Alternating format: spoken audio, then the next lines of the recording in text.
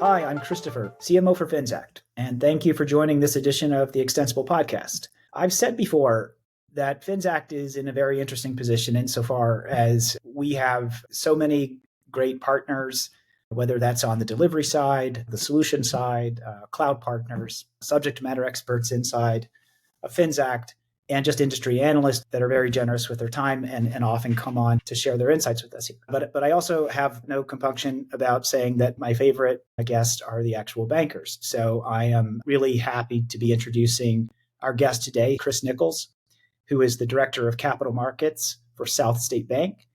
And we're going to spend the next little while talking about a number of subjects that I think our viewers and our listeners are going to be especially interested to hear about from a banker. So I really welcome you today, Chris. I thank you for being here. And before we get started, perhaps I could just ask you to share with us a little bit about just the arc of your career, because I don't mind saying that I'm a fan.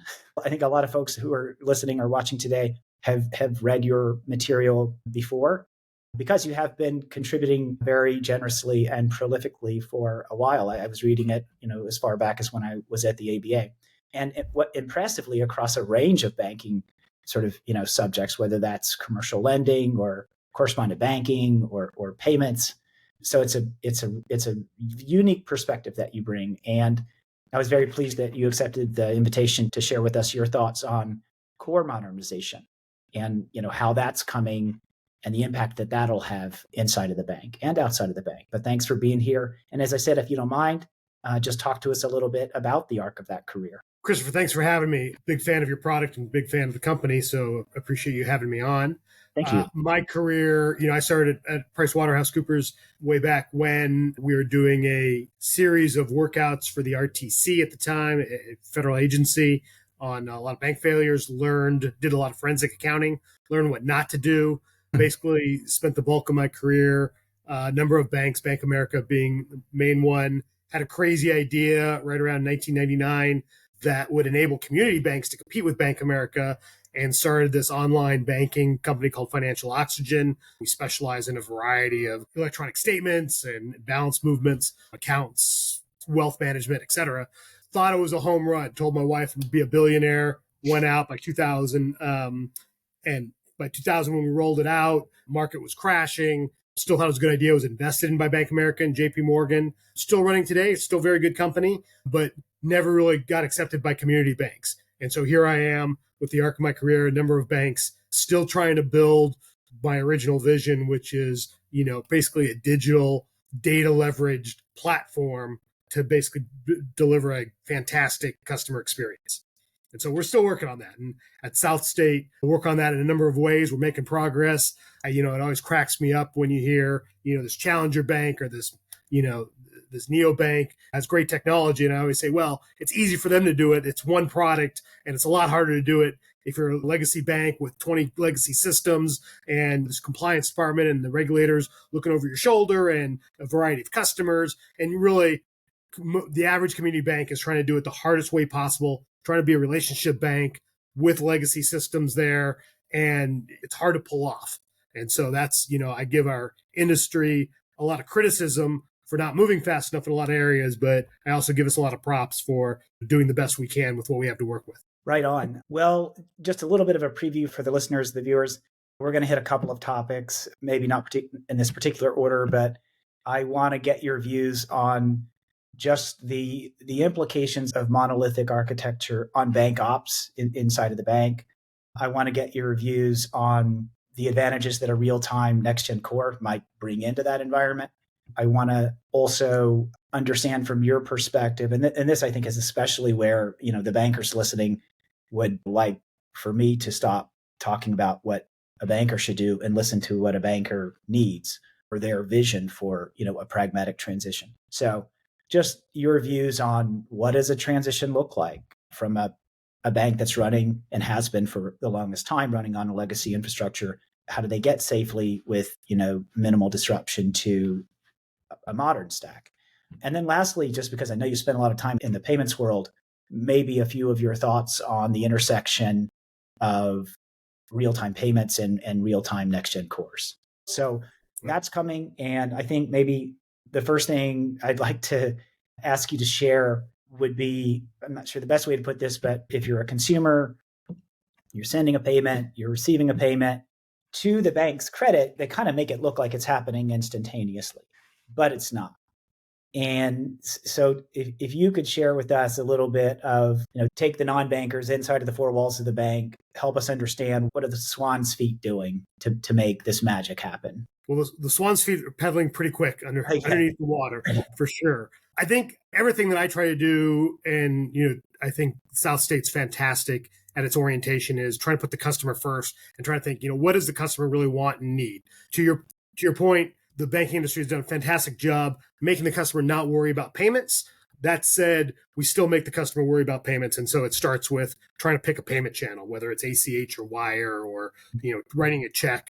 And, each of those channels come with a selection on the customer's part and a bunch of nuances, rules, procedures around each of what you can do with a check versus ACH versus a wire, et cetera.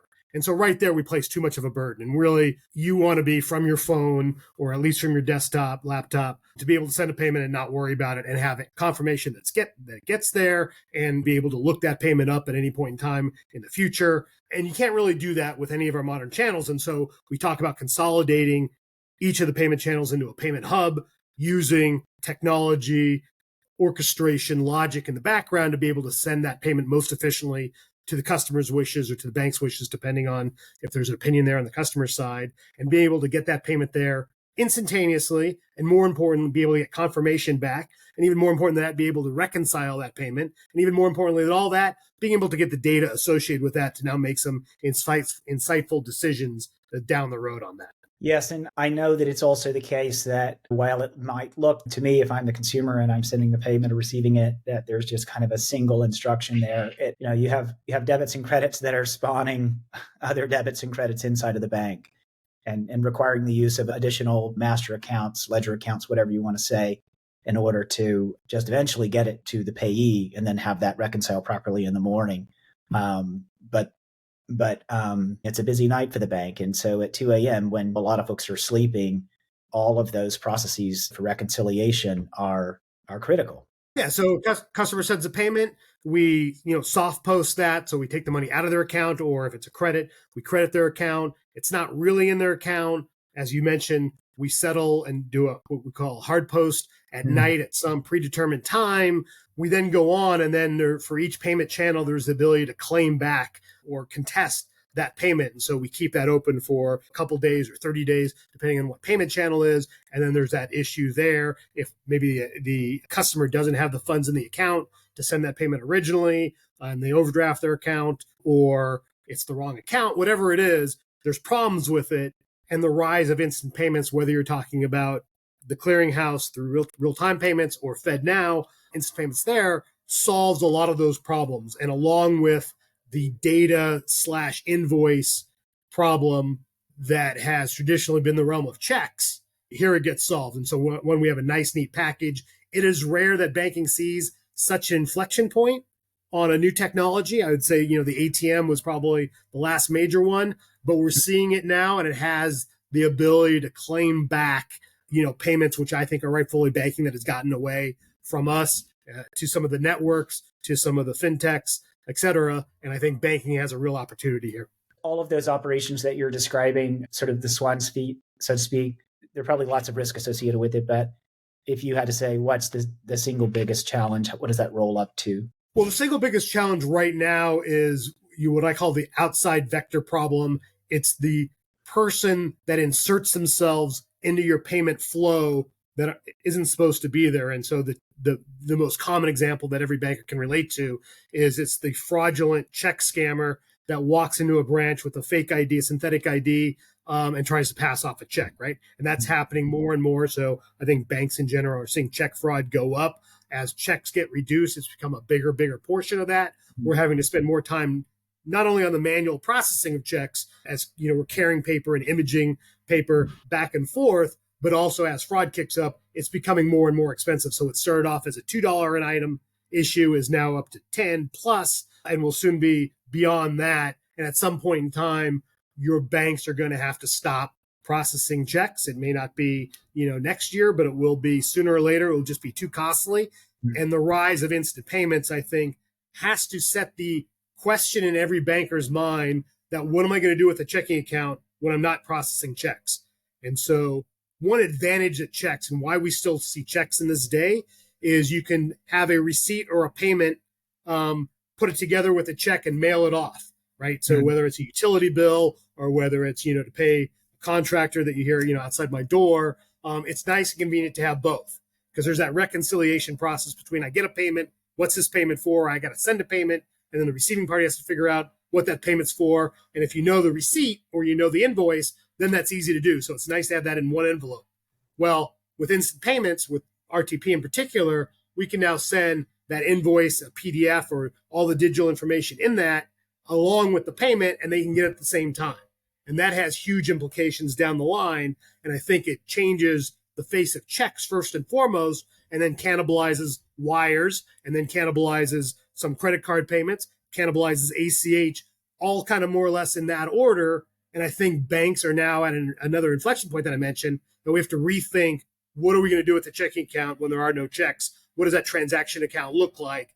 Plus, what does it look like when you have funds going in and out of there 24/7?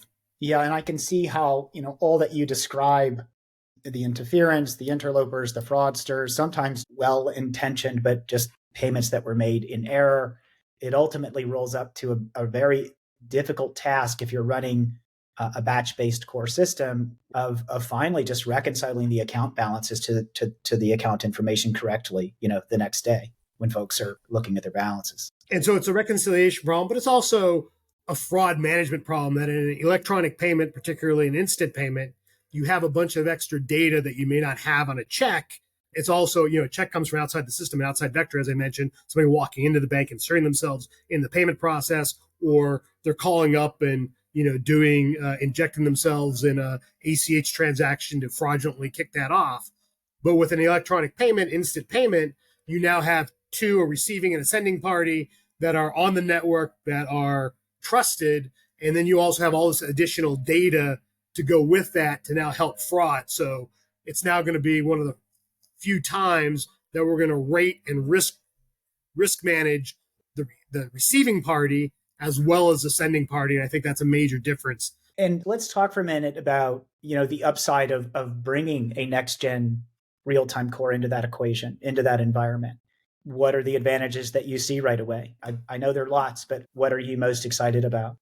Yeah, so there's two major things that I'm most excited about. One is, the boring one is there's a technical problem that if you have real-time payments, how are you going to handle that? And as we think of batch processing, for example, well, when we get a payment, when do we credit the interest? And so the typical example is you get something Friday night at, let's call it, 9:01, it misses all the cutoff times. And now whether it's a money leaving the bank that's really not there because you sent it real time or your customer sent it real time and you're paying that customer interest, or the opposite, the customer gets a large chunk of money in, $900,000 in, and now they think they're going to have interest. And we're talking Friday, Saturday, Sunday. If money is a holiday, there could be 3 or 4 days that you're missing out, 3 days in particular, that you're missing out of interest, either a credit or a debit, that now you have to figure out. And with a real-time core, a modern core, you can now process that around the clock 24/7 and pay them interest, pay them an analyzed credit, whatever you need to make that customer happy. Mm-hmm. And so that's one, the boring problem. The other problem that a modern core solves is the instant payments that we talk about is the very tip of the iceberg. There are probably, there's about 68 products that I have in mind to roll out, all based on that. And the common ones are an escrow kind of concept where you receive goods and then you say, yes, I received goods, and it releases the payment. But, something as simple as scheduling a payment, something as simple, I mentioned escrow, but also, being able to get a payment and break out the taxes, breaking out commissions, whatever that is, and storing that in a different virtual account or a real account and managing those payment flows in sub accounts. That way it goes on. And really you can only pull that off with the ability to create a new product quickly. And right now it takes bankers years, at least 6 months, probably a year and a half to roll out a new product and anything that's creative and it requires a bunch of systems with a real-time modern core, we can create it quickly, test it, put it into production in, 3 to 4 months, probably at the worst case. Yeah, and that's just too much time these days.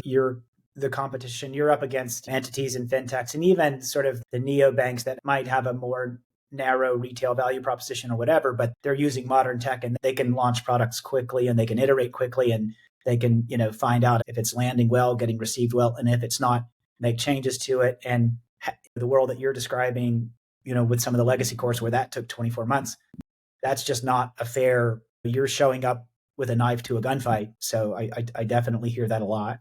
So it's competition for innovation, but it's also, I can't come up with products if I can't experiment. And so we're always big on trying to figure out what the pilot looks like. What is that crawl, walk, run approach in that minimum viable product? And like you said, for a legacy core, it's 18, 24 months to come up with something. Well, I can only do that so many times. What I really need to do is put 2 or 3 products that are all similar into the marketplace, test them in different, geographic markets or customer segments. But if I want to roll out something specific for doctors or lawyers or what have you, I really can't test that with a monolithic structure. I can with a modern core. I can create something, put it out to 100 customers, test it, iterate, either improve it or ditch it altogether and move on without a lot of risk. So that, the competition's one thing, but also the ability to innovate in order to compete is a whole other area that, I think banks need to be more nimble about. Yes. And, like I said, the list goes on. There's tremendous economic, operational benefit to getting to the cloud. There's things having to do with just how, the whole CI/CD process gets a lot better, actually becomes CI/CD. But what's one that I didn't see coming, but it comes up a lot from bankers, I just wondered if you see it at SouthState, is the whole thing around talent. So you kind of would wonder, like, why are you talking about like HR stuff when we're trying to have a conversation about modernizing infrastructure? But banks are not just hiring financiers and commercial lenders. You're hiring technologists. And a lot of these are, also younger people that are, they just came through programs where they were studying very modern languages for building and for programming. And they want to work with modern APIs. They want to work with languages like Go and not COBOL or whatever it may be. And I wonder, do you see that at the bank? Like, even like, does it help you to kind of recruit the talent that you're going to need, going forward to have modern technology that they can get their hands on? Yeah. So every bank struggles for talent. I think, all of us, the industry opening up to more hybrid work and remote work, I think has been a huge plus. So I don't think that's given enough credence and recognition for how it's changed our industry, but we're able to hire talent worldwide, or at least throughout the US as an industry.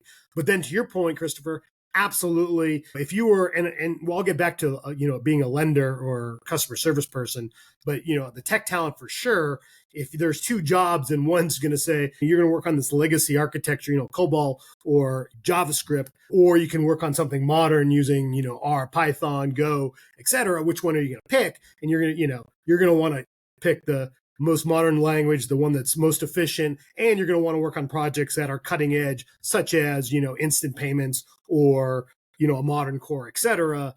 I think that's how you're going to attract the talent. You talked about tech, but I'd say it's even evident on our lenders that the modern lender, if they walk in now and they're worth something, is going to say, okay, let's see your CRM, let's see your customer relationship management system. Let's make sure, hopefully I get a 360-degree view of the customer. I have the ability to figure out some personalization and some intent in order to kick off some, marketing campaigns that are behind the scenes that helps me generate leads or generate, working my customers through the sales funnel, make it easy for me. But to attract that talent, whether you're a lender or you're in the branch or you're in the back office or middle office, you're going to want to see some efficiencies. So you're not wasting your time inputting numbers in the screen or manually, sending out letters, the way we used to do it. And you're going to want to see some leverage, some scalability on your platform. And so I think it's beholden to all banks to modernize, to attract both the talent from the very start, whether it's a CEO or whether it's the most important customer in the bank, the most important employee in the bank, those are that in front of the customer. I think you're going to need technology to support that. And generative AI is just, another issue there that I think is going to allow bankers to be more customer focused and to offer a higher level of service than we ever have before. So I think that's another inflection point that's going to change the game.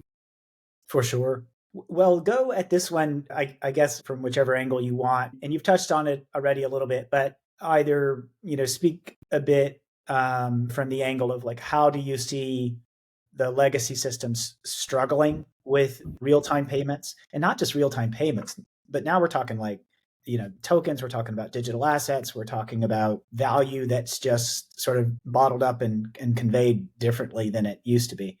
Or you could come at it from the other angle, which is how or why do you see next gen core platforms handling that much better? And I think anybody who's been paying attention has seen there've been a couple of flare ups that we've seen in the industry where you have even large institutions with one foot in the real time payments world and another foot in the monolithic architecture core world. And those two things are not always playing nicely together. I think every listener will agree that changing over your core is a painful process that's easier to put off and not worry about, particularly given the average age of our executive bankers out there. It's probably someone else's problem. I always say that changing over your core is a 10-year journey, and you got to start now. And most strategic plans only go for 2 or 3 years in banking. So there's a big disconnect. Your capital is 10, 15 years in length.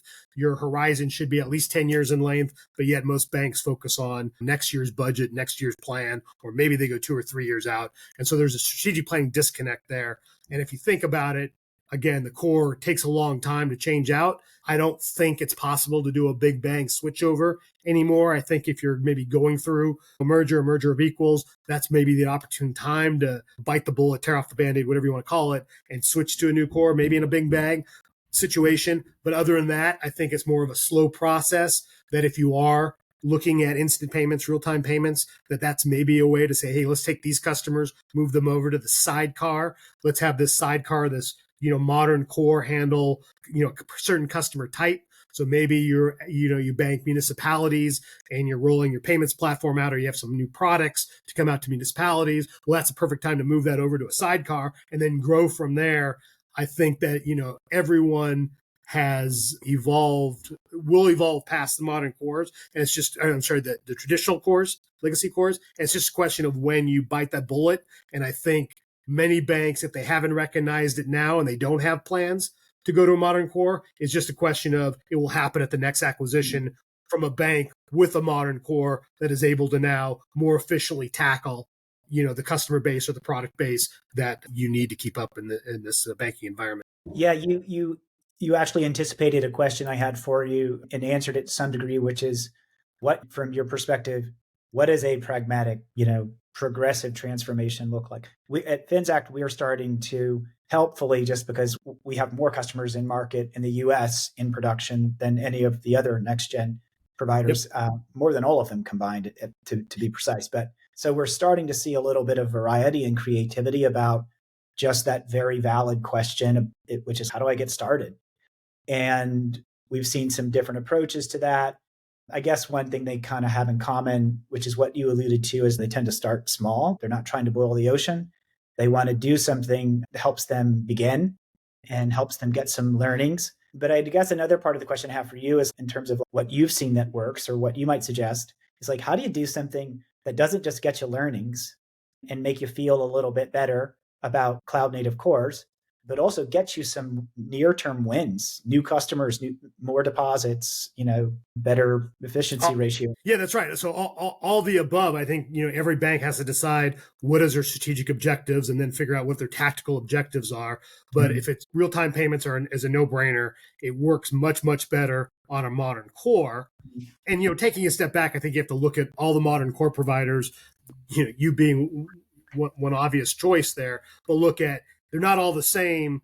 There's some legacy modern cores, unquote, that were modern 10 years ago that are no longer modern. And so I think you have to figure out what you really want to use the modern core for and what architecture you need. But that said, real-time payments are an easy path to start moving that product over. Customer segmentation, moving certain customers over that need certain things. Things like, we're all trying to raise deposits in this industry. And so as you look at, hey, do you pay loyalty points? And how do you handle loyalty points? And well, the conclusion, if you have a monolithic structure or a traditional core, is now you have to have this Excel spreadsheet or the separate database to now track loyalty points or use a third party. But you could do it in a modern core. And whether that's a goal-oriented savings account, you may want to offer that. If you think about the new payment channels, and even ACH to some extent, there's a lot of data that we're not putting into our cores. And if you're a credit card bank that doesn't, there's a lot of data on that from the payment channel that doesn't get in your core, and you need a place to store that. And now, we build these data lakes, et cetera, which some of that is, should be paired with the modern core in order to leverage some of that. So if you do want to have loyalty points, you could store that in your core. Or if you do want to store that invoice on a modern core, you could store that in your core as well and make that more convenient. So for a smaller bank in particular, I think a modern core is a great place to start as they're looking at other things like a data lake, et cetera, because it's a very nice complement. Start small with a product or a customer segment, as a sidecar, as an addition, and then you'll always have that as a contingency plan and move more and more operations over. I really appreciate your time and the insights. And as I said, I think at the top of our conversation, I've been reading your stuff for years and getting smarter, because of it. I read something recently. It didn't have anything at all to do with core transformation or modernization, but it was for your commercial lender audience. And you had some things to say about specifically 3 things that make for successful commercial lenders. And one of them was observe and evolve. And I couldn't help but want to go and grab that and just apply it squarely to the entire challenge and subject of core modernization, because, coming once again from a banker and somebody who's close to the bank operations, you're telling us what you're observing. There's some challenges in there. There's some old world things struggling to, kind of reconcile themselves with the new world. And I guess my question I would leave you with is,